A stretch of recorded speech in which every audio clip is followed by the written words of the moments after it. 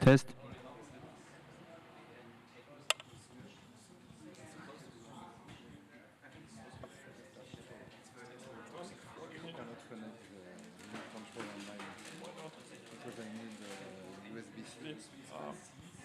That's right, but you can. Yeah, you can also use this.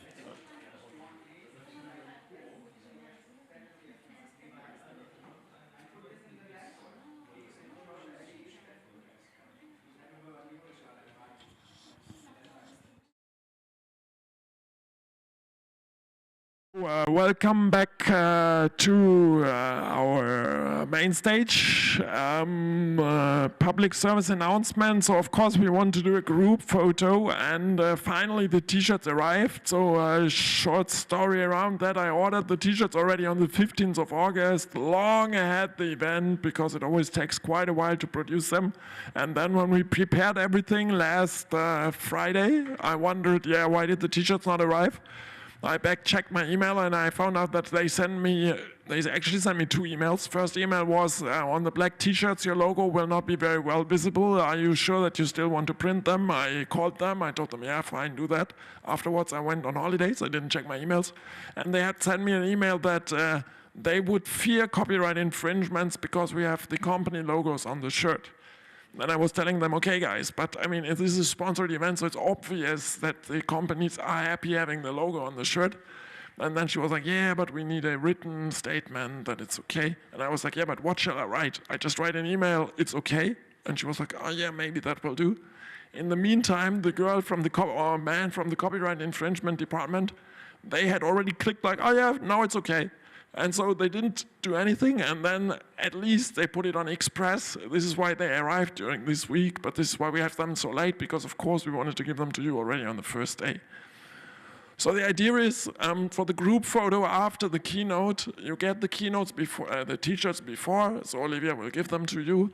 And then those of you who want, put the t-shirt, and then we'll do a short walk, and the others are also allowed on the photo, of course. We'll do a short walk to the Brandenburg Gate. We make the group photo there, then we also have a little pause. Then we get back. During that time, probably the burgers almost arrived, so then we also have something to eat. And then you have time to work on the challenges. So this is a plan for the year. The immediate evening after, so after the keynote, you get the shirts. And yeah. Okay. The next keynote is by Laurent Toutain, who is my beloved colleague at IMT Atlantique.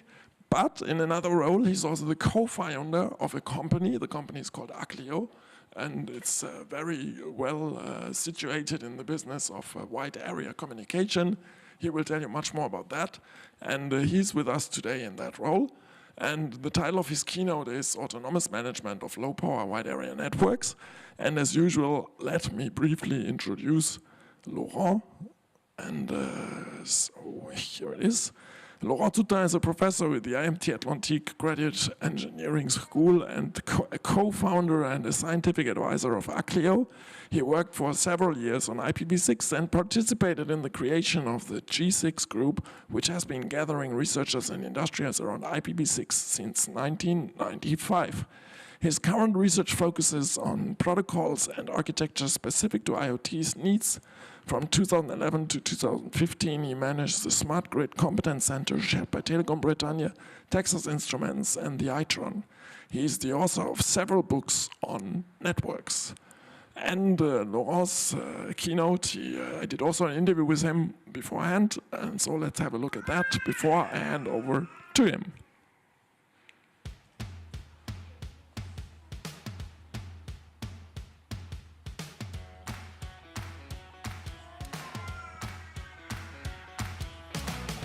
During this talk, I will talk about SCHC. SCHC means Static Context Header Compression, and it's a standard that we have pushed at the IETF, and it's used for constraint network and constraint devices. So now it's something that is well accepted, and it has been taken by LoRa Alliance as the Innovation of the Year this year. And during this talk, I will talk about the way we can do management, the way we can exchange rules using a language that is called Yang, that defines some data models. And this way we can exchange easily rules, and this is a step toward autonomy. Very good. That sounds amazing. And Laurent is also the guy, if you want to know anything about standardization, he's working on that for a long, long time, very successful. And so, yeah, he'll also probably be happy to talk with you about it, or he'll hate you for asking him. So I hand over to you. Okay, merci. Donc oui, je voulais commencer avant de faire ma présentation. Donc de ma présentation, donc de dire qu'on est déjà ici dans une situation d'autonomie, parce qu'il y a une semaine, on ne se connaissait pas, et maintenant, on peut échanger ensemble, on peut parler, et on peut aller donc dans les parties. Tu dis, we say, yes, I have to do it in English. So sorry for that. So I was saying that we were in an autonomy situation now, because 1 week ago we didn't know each other, and now we can exchange information and have party together and talk. So that's very nice.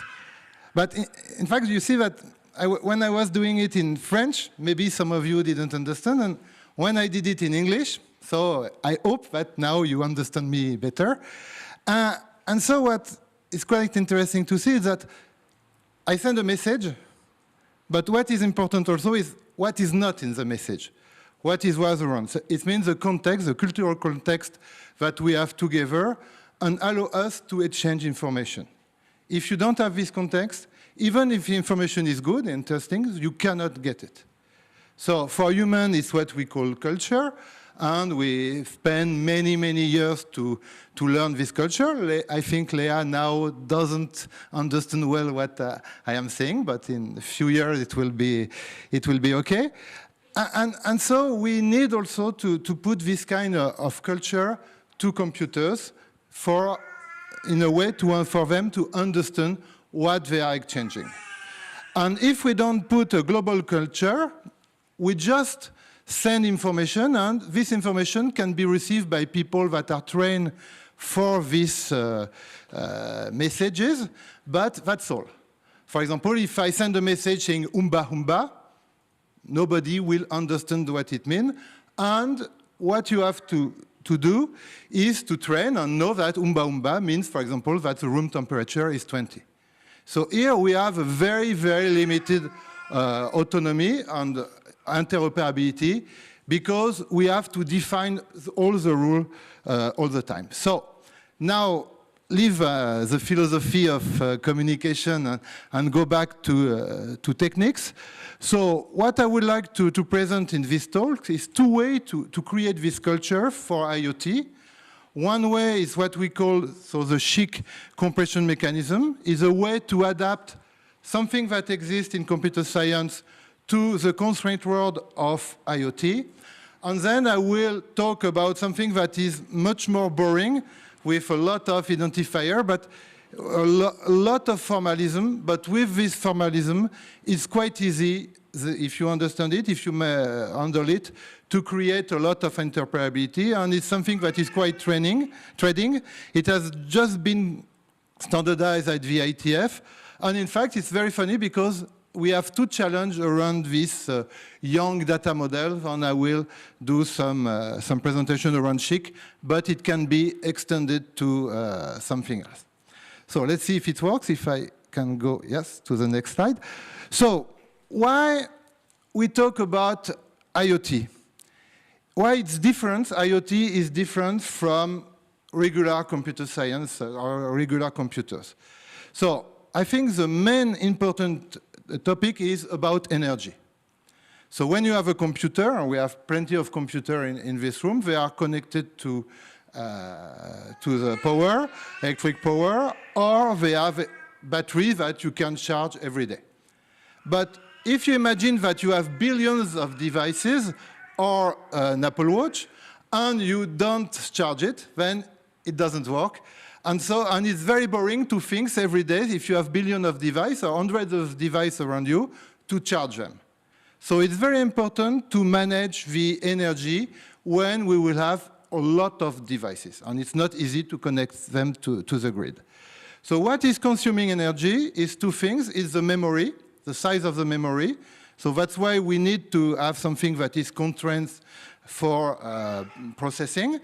And the other thing is telecommunication, because you are sending on the air information, so you need energy, but you need at least of this energy to receive it and understand on the noise something that is coherent and represent a signal.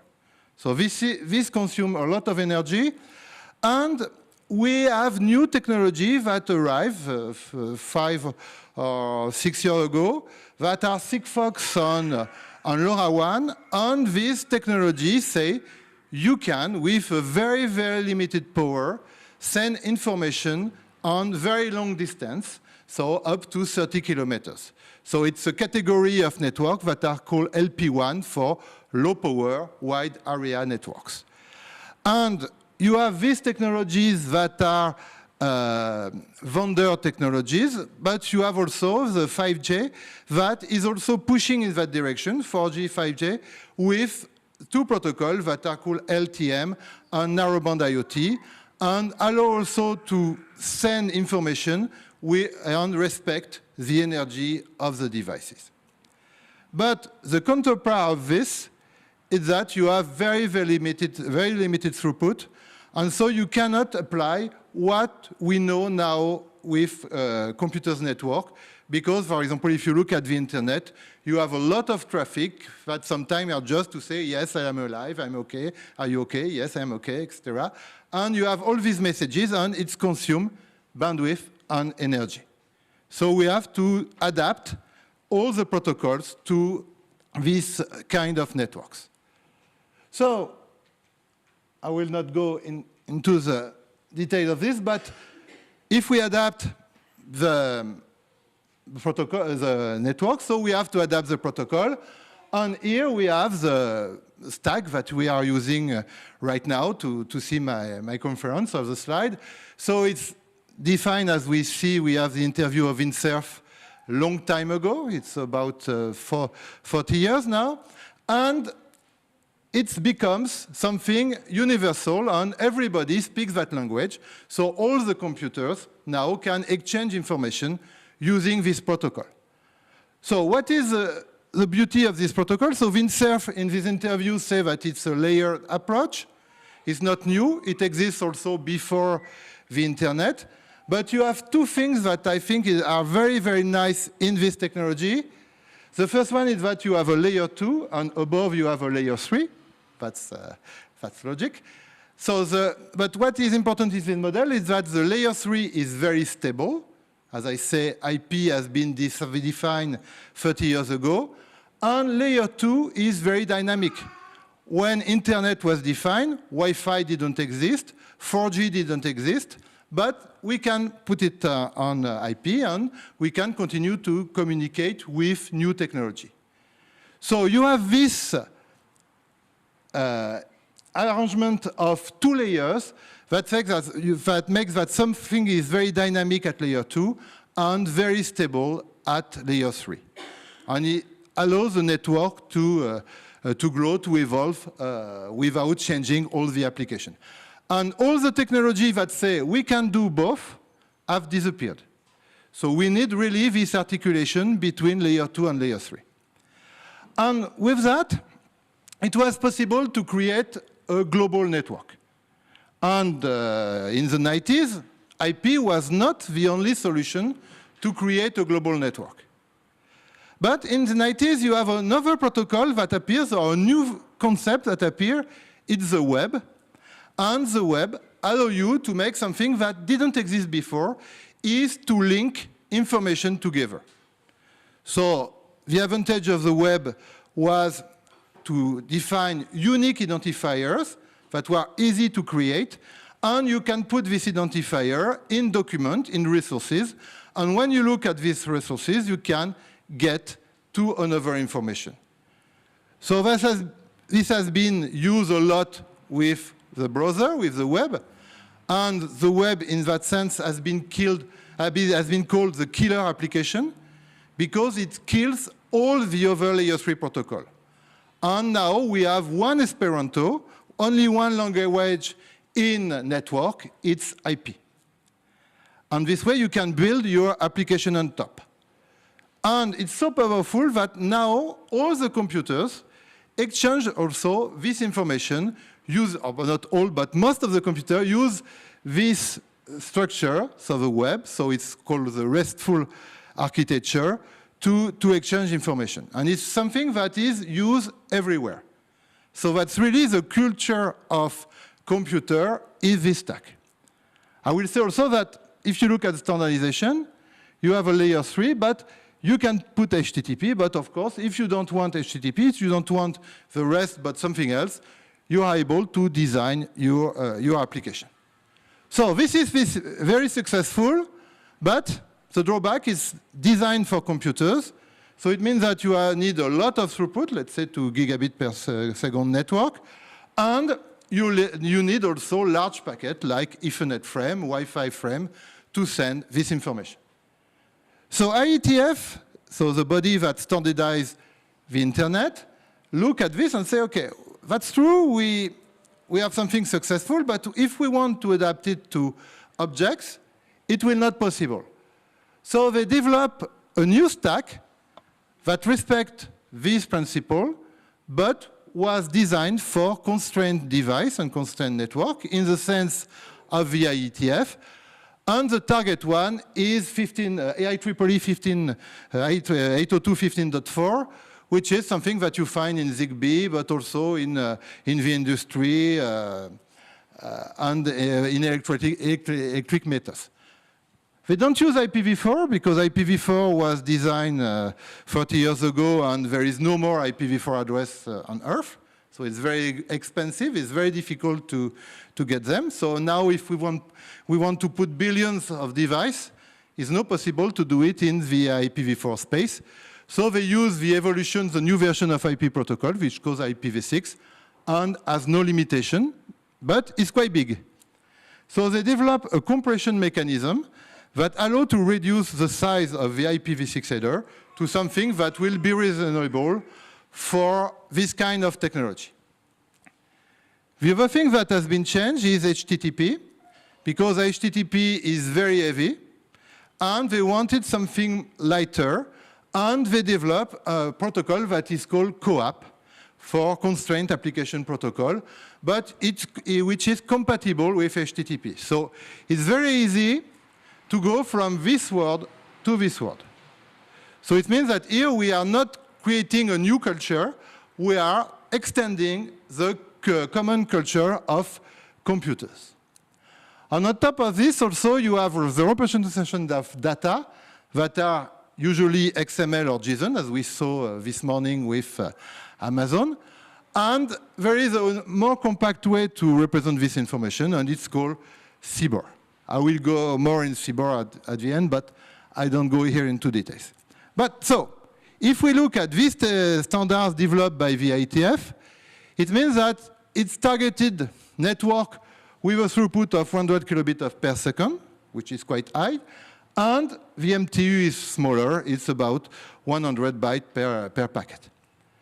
So that was good, but if you look at this number, they don't correspond to the technology, the LP1 technology I explained before. For example, if you look at the Sigfox network, it's 1 bit per second.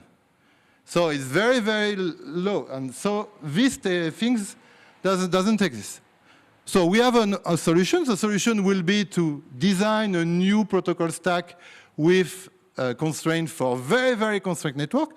But it makes a lot of culture, and we have the risk of diversification. So that's why, with my co-founder, Alexander Peloff, we work on that at the IMT Atlantic, and we say, okay, what we need, in fact, is not to redefine all this, which is good, but to work more on something that, on compression, and extend the compression defined by 6LoWPAN, and do it more globally.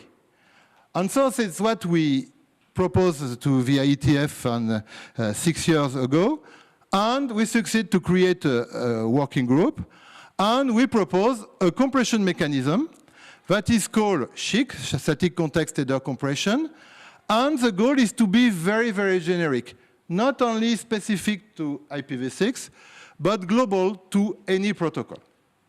And this way, we can have a very, very strong compression, and also because devices always send the same thing, so we can use that to have a very good compression. And we can, with this, go to very constrained network with small MTU and small throughput. So that's the idea. So here I present it as compression, but if you see, the goal is, in fact, not to break the model and continue to work on the same culture. And this is not new, because if you look at the history of compression at the IETF, you have a lot of mechanisms that has been defined. The first one was in the 90s, and it was designed by a guy called Van Jacobson that did a lot of great things on the internet. And it was used for early adopter of the internet to use phone lines to connect to the network. If we didn't have this, nobody will have connected to the internet, nobody will have seen the interest of the network, and the network will not exist as we know it right now. So it's something very important to bootstrap the internet. So this mechanism works, and 10 years after, you have Carsten Bormann that proposed a mechanism that is called ROC, Robust Header Compression, and it's used right now. For example, if you, I don't know if you have this in Germany, but in France, for example, we receive some mail from our provider that say, if you go to the US, have a telephone that is VoLTE compatible, voice over LTE. It's because now providers are removing the voice circuit into the 4G and 5G. You have just it in 3G. And with this, we can do compression of headers when you send voice, and it's better for the network because you use less bandwidth. So all your phones now use this mechanism. So there is also 6LoWPAN, I talk a little bit, so 10 years after, that was used for mesh network.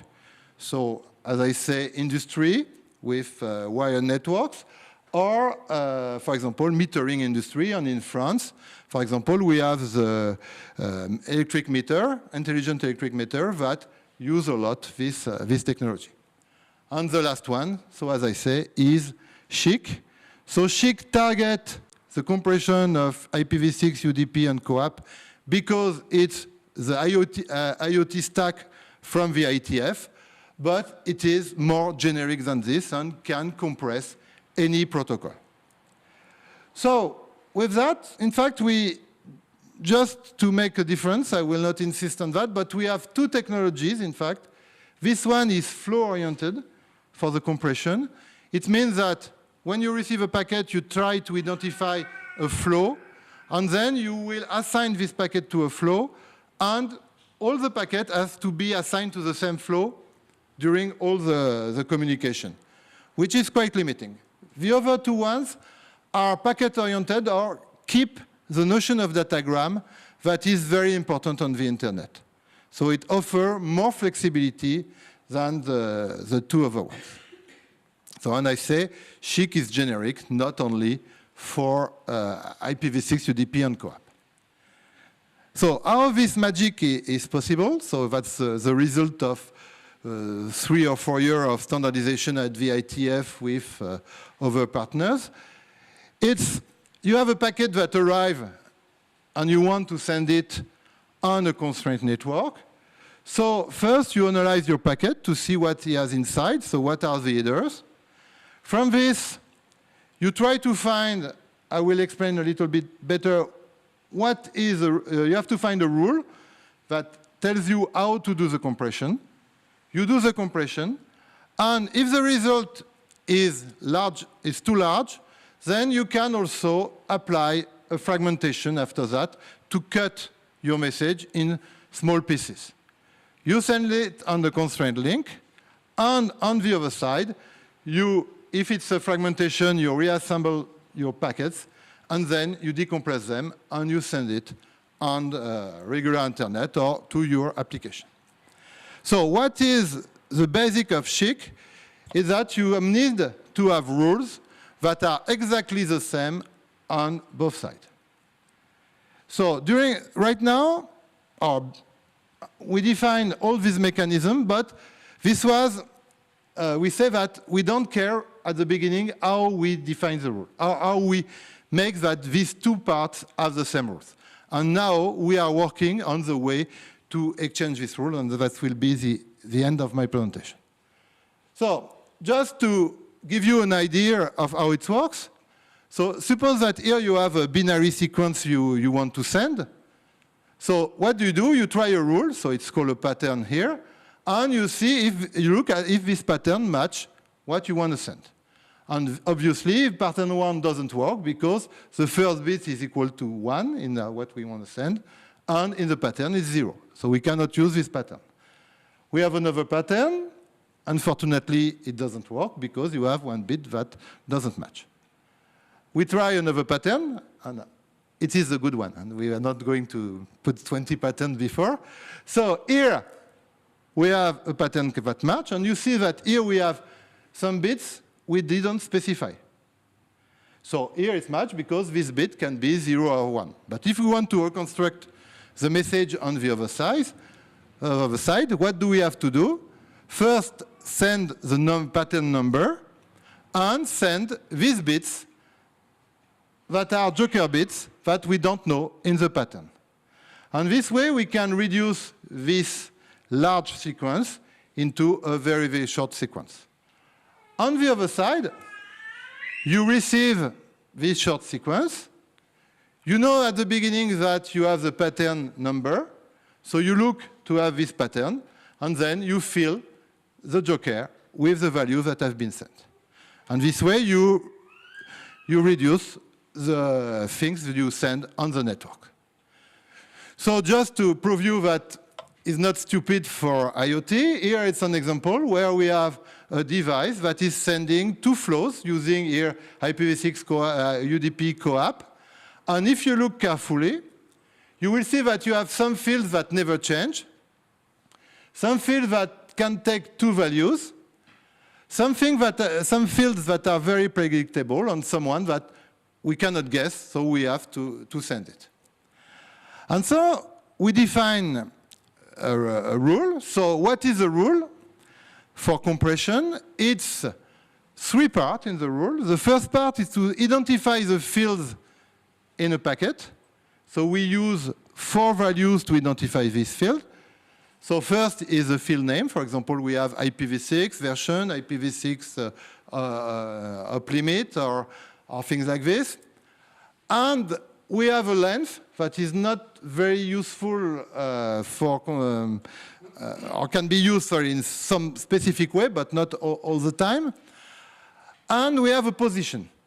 So we have a length here. So normally when you send IPv6 version, you know it's 4 bits.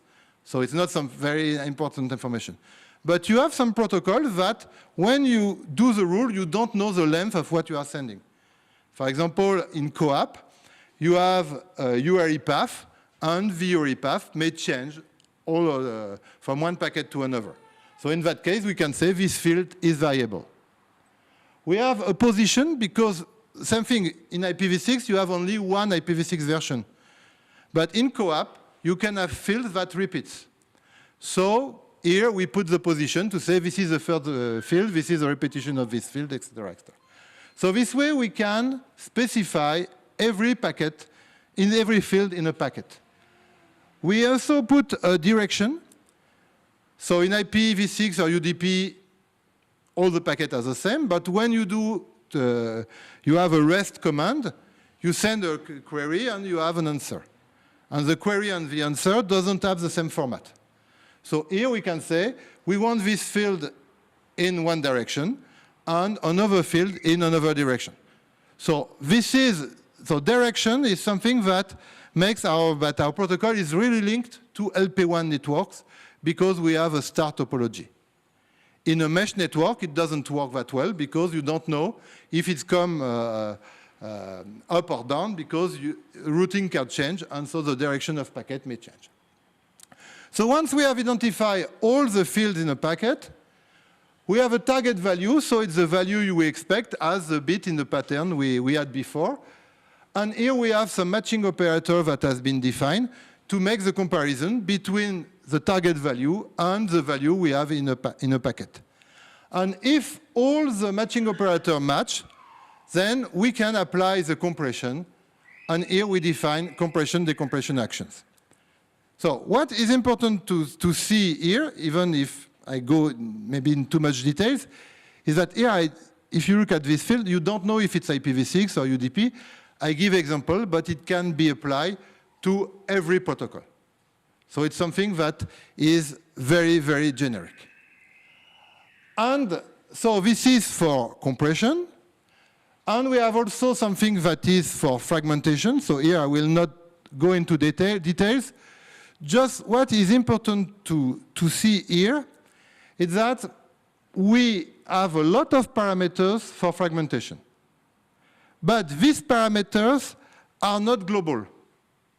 Since we use these rules that are common on both ends, the parameters are just for a device. And it's maybe more complex for the developer, but when you do the standardization, it's better because you don't have to make trade-off. I will put 5 seconds here because I know that most of the time it's too big, but it's the maximum value I can have. We don't have to do that in SCHC because we have this point-to-point association, and so we can define parameters that are good for every device. And we can also have parameters. For example, if you have a good network, you will use this parameter. If you have a bad network, you will use another rule with other parameters. So here it introduced a lot of flexibilities, and it changed totally the way we do networks, because normally we think we want to put the same thing everywhere. Here we can have something very specific. So why to talk about all this about the rules is because, as I said, what we want to do now is to exchange the rule. So at the beginning, we say when we do the standardization, we develop the compression mechanism, the fragmentation mechanism, but we say the rules are the same on both places. Now we want to play with the rules and allow devices to exchange the information. So 2 examples. Here you have a SCHC architecture. So you see that here it's a complex SCHC because you see it at 4 times. You have what we call the network SCHC that is here to compress only the network parts, for example, UDP, IPv6 UDP. And then we have the CoAP SCHC, and we have 2 parts, one that is not encrypted and one that is encrypted. So we can have 3 instances of SCHC that are stacked together. So what can be important? For example, so a device is sending information on a LP1 network. So the core, so you can see this as a router. So he has to know the rules. So he can go to a repository and get the rules. What is important when we specify SCHC, we didn't say how an implementer has to put its rule in his implementation. Because if you do an embedded implementation, you will optimize some parameters. If you are in the cloud, you will use another representation. If you are in C, you will use pointer. If you are in Python, you will use other kind of structure. So it's not the rules of standardization to say how people implement things. But the rule of standardization is say how they exchange things. And so here you have a router that is connected to LP1. He wants to get a rule, so he has to go to a repository. And here we need a standard. And after that, we will put this, the router will put it in his own representation that is efficient for its processing. Another place where it's important to have exchange is, for example, for the device on the core to discuss and say, for example, I want to know my IP address. So in a regular network, you do neighbor discovery to do that, but it's very, very expensive. It's a big packet, a lot of multicast, and all things we don't like in LP1 network. So what we say here is that if you want your IP address, then it's a parameter in the rule, so you just have to synchronize this parameter. So that's the usage. But of course, you see that the red one uses the constraint network. So we cannot have something that is very big here, because otherwise, then we cannot do this exchange. So that's why we look at a way to represent things. And the IETF has developed a language that is called YONG, so yet another next generation. That's the meaning of the acronym, so don't ask me what it means. And it's used everywhere. If you do, for example, OpenStack, you are using YONG model. If you do management of system, you use YONG model. So it's a way to represent the information in a standard way. So we are going to see how it is done just after, but once you have your YONG model, you have to represent the information that is correspond to this model, and you have different ways. So you can use XML, you can use JSON, and what is new and appeared just a few months ago is also the use of CBOR, which is the binary representation of JSON. And we'll see that it's very, very efficient. Then you have to transport the information, and you have three ways to do it. When you use SSL and XML, it's called netconf. When you use HTTPS, it's called restconf. And when you use CoAP and CBOR, it is called coreconf. So that's what we are going to focus on. I'm very pleased to do that because this is the first time I present this, and you can tell me if it's understandable or very, very boring. So, to be not too boring, I hope so, we are going to make a young data model for Pokemon cards. Just to see, so you have Pikachu here, and you want to define, don't know, it's here, so I don't know it works, this, I need training for this. So what you can see is that first, when you define your young model, you want unicity. It means that you want that your model will be understood everywhere on Earth. And if someone else wants to do a model of Pokemon cards, he can do it, but he will not have the same identifier. So this way we can distinguish the model. So here we have a way to do it. Then you create your container that will describe your Pokemon card. So you give a name to the Pokemon. And here we put some constraint. For example, it's a string, and this string is up to 10 characters. And it's mandatory. So you cannot avoid in a card to put this. We have also hit points. So it's also something you find in the card. Then you can have, so I'm very sorry because I'm not a good specialist of Pokemons, and it's not attacks, it's moves. But since I had to change all my slides, I didn't do it. So I will say attacks. So then if you look at the card, you have a list of moves or attacks that a Pokemon can do. And it changes from one Pokemon to another. So here we define a list of things that we can have. And in this list of things, we'll say that we have an attack, we have a power, we have accuracy, etc., etc. So here we have defined the card. Then we have, as I say, we have an attack. And we can put a name, a string for the attack. But if we want to be sure that all the attacks are represented the same way, what we can do is to define identifiers. And this identifier will be well defined in the young model, so everybody will be obliged to do it. So here we have some attack base, we have amnesia and absorb. And we can also put some control in the data we put in the young model. And here, for example, I say that when I have power, it must be linked to the amnesia attack. And if someone defines a model and instead of putting amnesia, he put another thing, and he puts value in attack, then it will generate an error. So this way you can control also what you put in your representation of the information.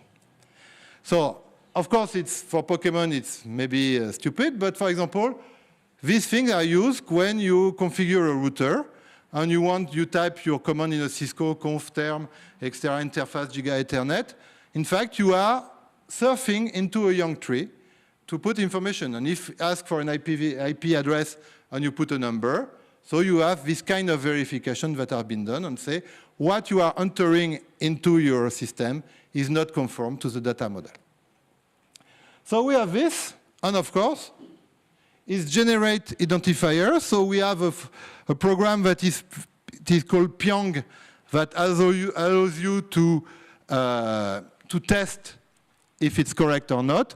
And here I use just a command to say, what are all the identifiers in my young data model?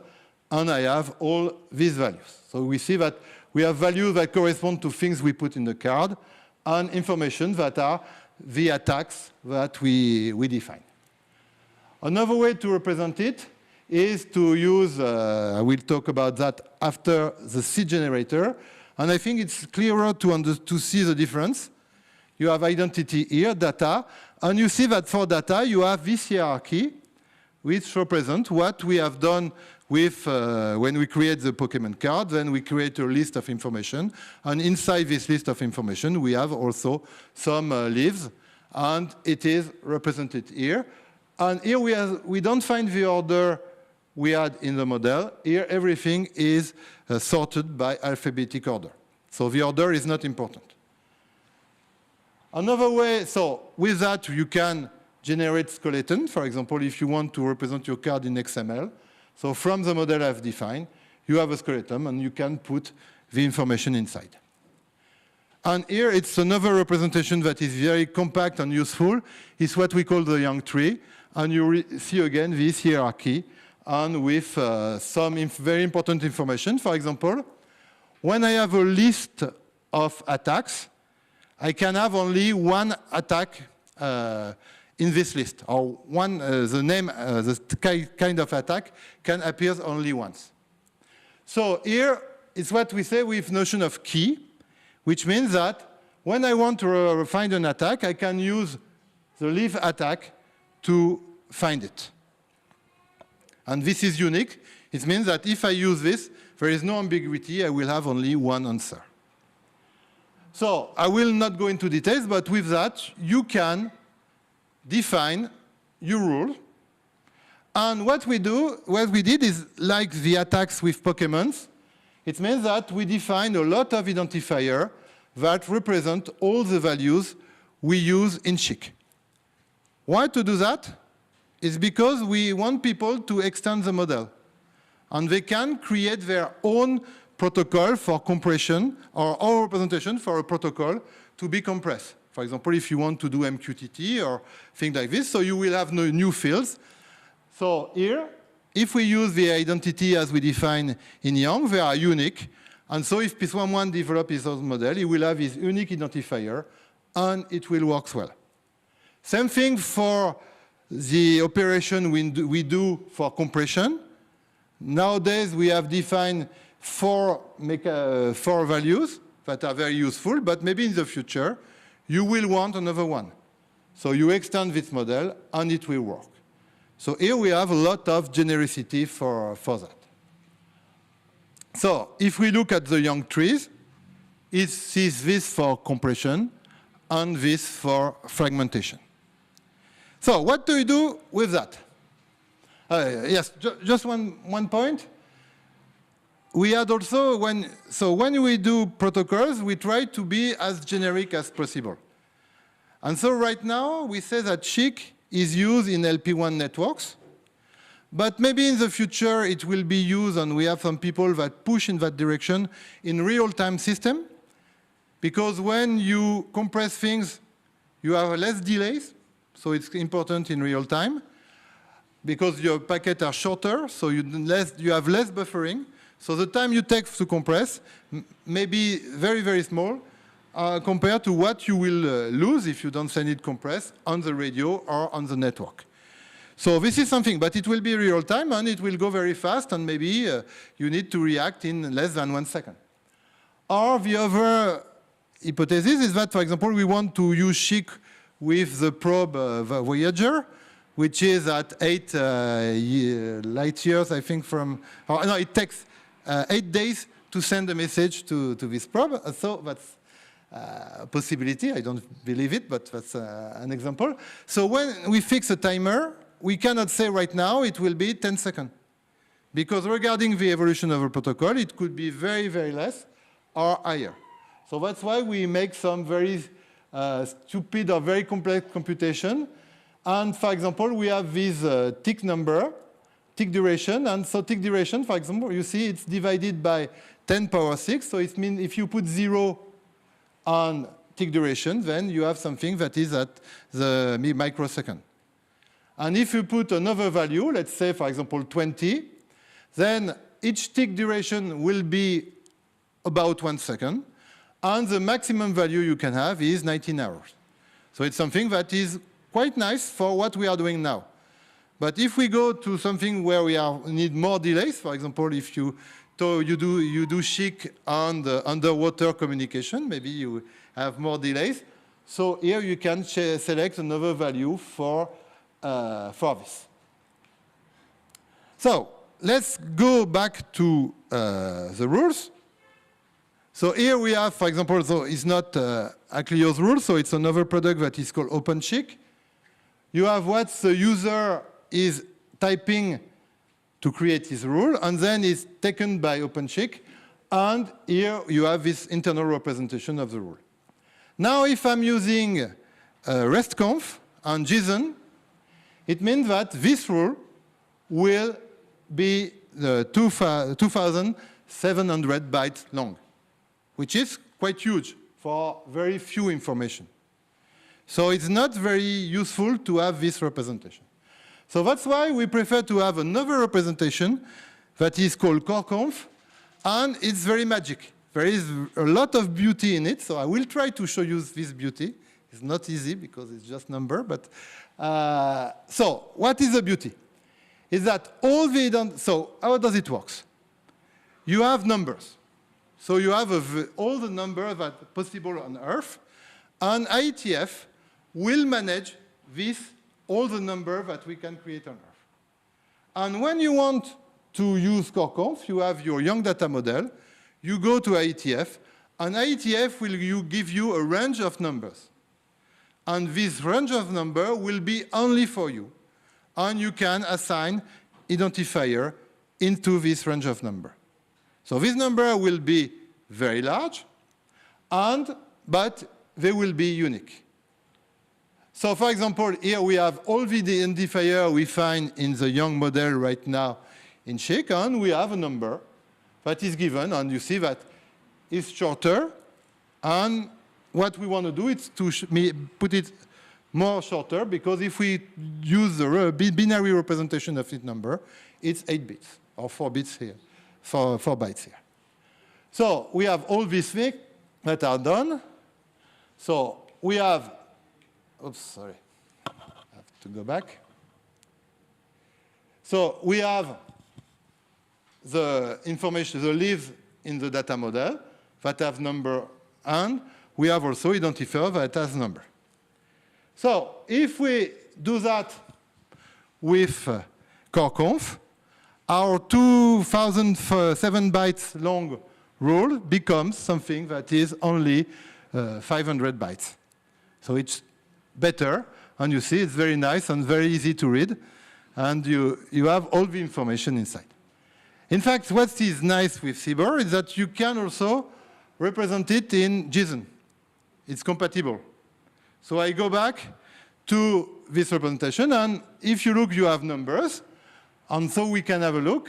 And so that's why I put in the other slide all the information, is that if you look that 1,094,000 is corresponding to IETF SHIC, and et cetera, et cetera. And what is also very nice is that, you remember, we have a hierarchy inside Young, And this hierarchy is represented through delta, which means that instead of putting sorry, a large number for rules, I just say +1.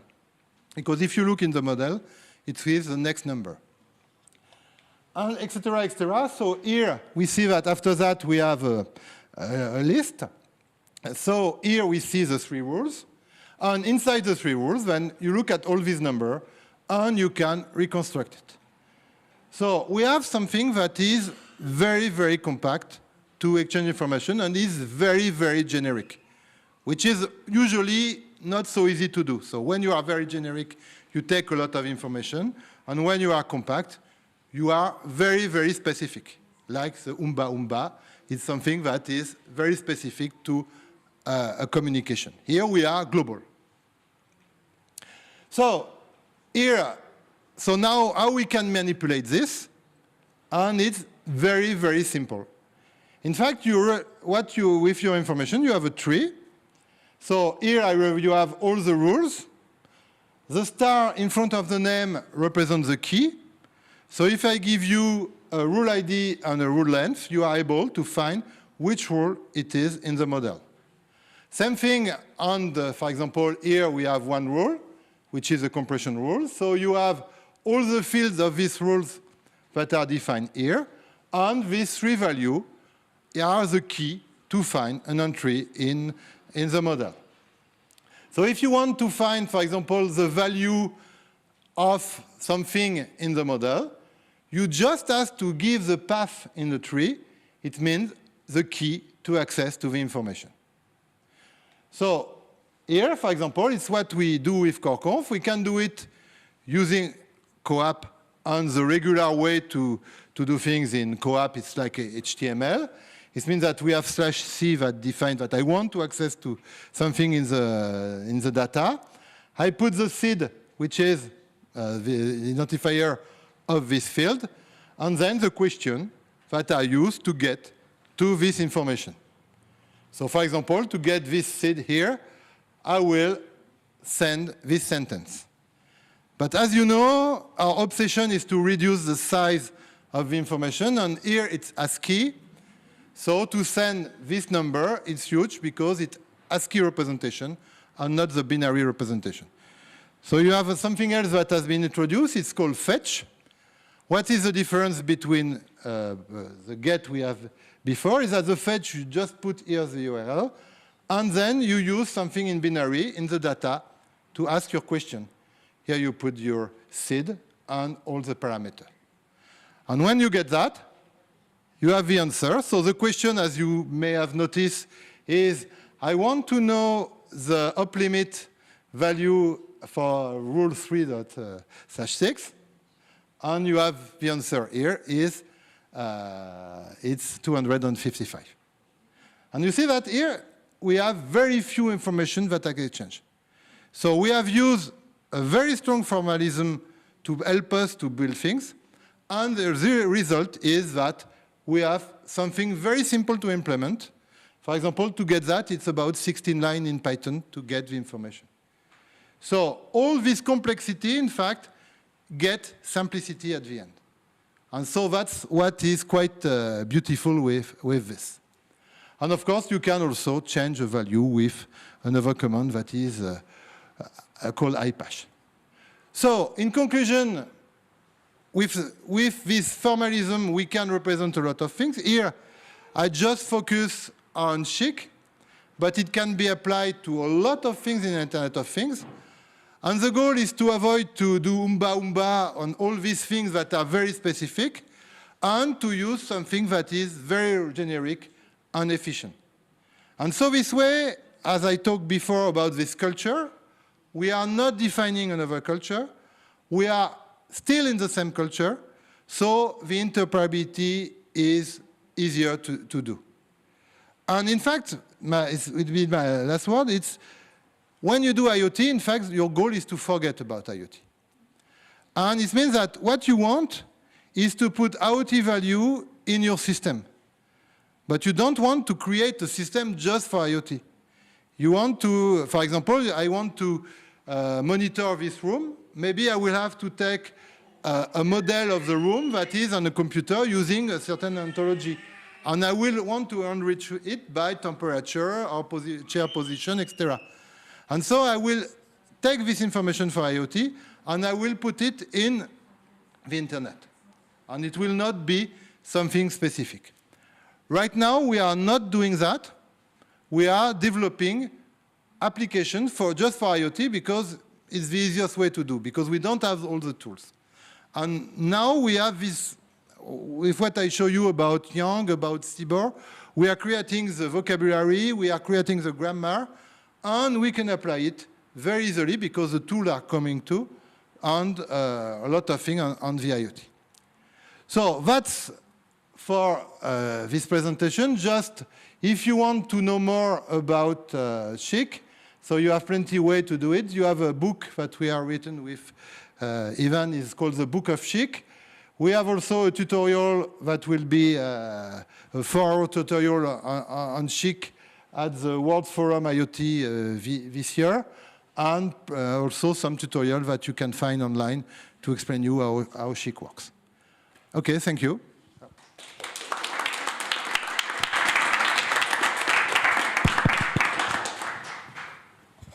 Very nice presentation. Thank you very much, with lots of autonomy in the mechanism. So which questions do you have? Hello, thanks for the nice presentation.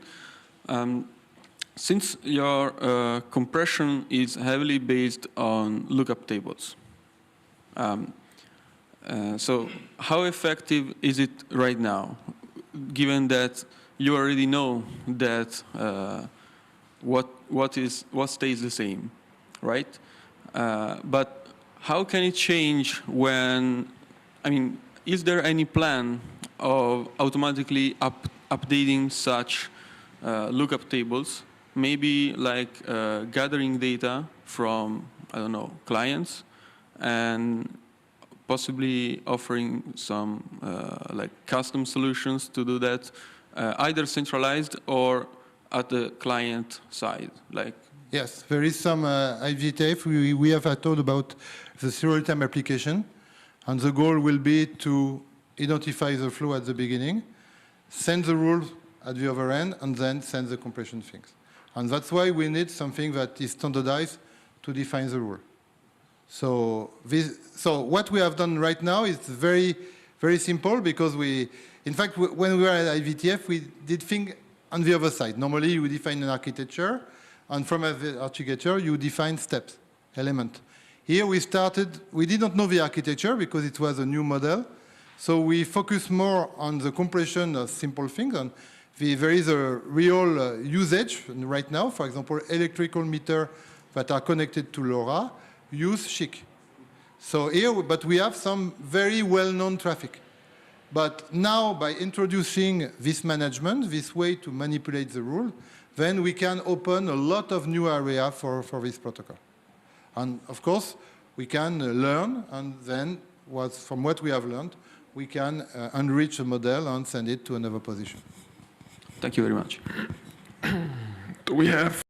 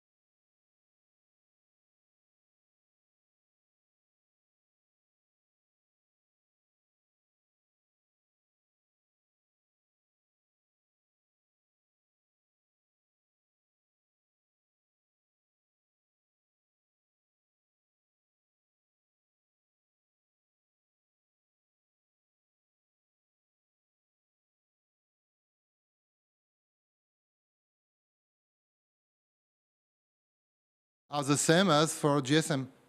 So you say, I want to open a socket and send a packet. And for the user, it's the same. So he just put his USB key and he has the same experience. So all the complexity is hidden inside the key.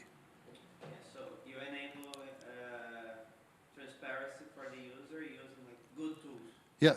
For example, when you want to print something, you use IP, but you don't care about IP because the printer is just here. But it's much more simpler to use IP because it's everywhere. And so you have this tag that is integrated in your system. So when you do a socket, you don't look at what you have in the kernel. So that's what is important, is to integrate more and more these tools. Okay, good. I'm sure there are further questions. Laurent is still with us. Therefore, feel free to approach him. And once again, a big applause to Laurent for the great presentation.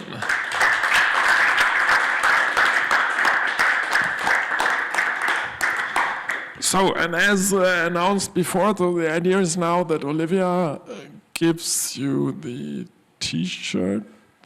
Okay, so I will get the baby, and then Olivia will come and give you the T-shirts. Then those of you who want to put them on for the photo, there are enough toilets and rooms if you want to change there. Then I would propose we do a first photo right here. Then we already have one, and then we walk over to the Brandenburg Gate and make a second one. We have the photographer of the Einstein Center here, which is perfect, so we don't have to pick someone or make a selfie. So that means Olivia will give you the shirts now. She has a list who ordered what. Some of you ordered very late, and therefore, as I placed the order, as I told you, on the 15th, 5 people are were not on the list back then. And that Olivia will tell you to wait until the end. We ordered spare T-shirts, so no worries. We have enough T-shirts for everybody. You might only not get your size and color. I mean, the color is less important than the size, I would expect. So, yeah, Olivia will distribute it now. Then we do a photo here. For the placement, I would propose we do the following. We leave that stuff standing, we take these seats, put them a little closer and stand ourselves here, because then we can put the logo behind. We may be even able to see this logo. And then we do the first photo here. So if you're sitting here in front, it would be great if you could just place the chairs a little bit closer to here, so that we have a free space here for standing for the photo. And then afterwards we walk to the Brandenburg Gate, make another photo, and then we come back, and the burgers are announced for 1845 to 1915, so maybe they will already be there. Okay.